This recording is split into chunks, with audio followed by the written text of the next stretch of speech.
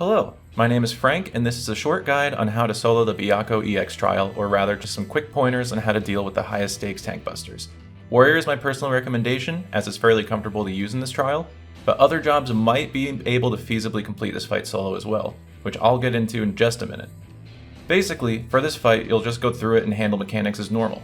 It's fairly straightforward, and the only things you really need to keep in mind are avoiding vuln stacks and not getting hit by the moving AoEs when the highest stakes attack is about to come out. Normally, you'd eat the first hit of highest stakes and home gang the second one. Home gang will be available for the first 2 sets of these in the fight, but not the third. In that case, you'd pretty much just kitchen sink it and you'll usually survive. However, there's another way to deal with this without relying on invulns.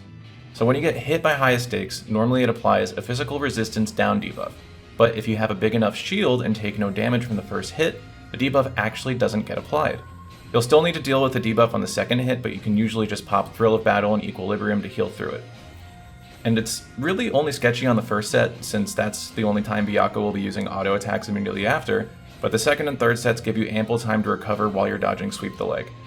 So generally, to successfully do this, when you see the cast bar appear for highest stakes, you will use Rampart, Vengeance, Shake It Off, and Bloodwedding, and as long as you weren't hit by a lightning AoE, this should be enough to fully shield the tank buster and not take the debuff.